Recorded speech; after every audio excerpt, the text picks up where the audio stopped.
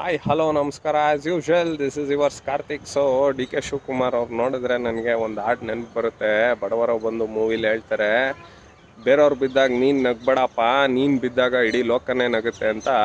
ಆ ಹಾಡನ್ನ ಕೇಳಿ ಅದರಲ್ಲಿದೆ.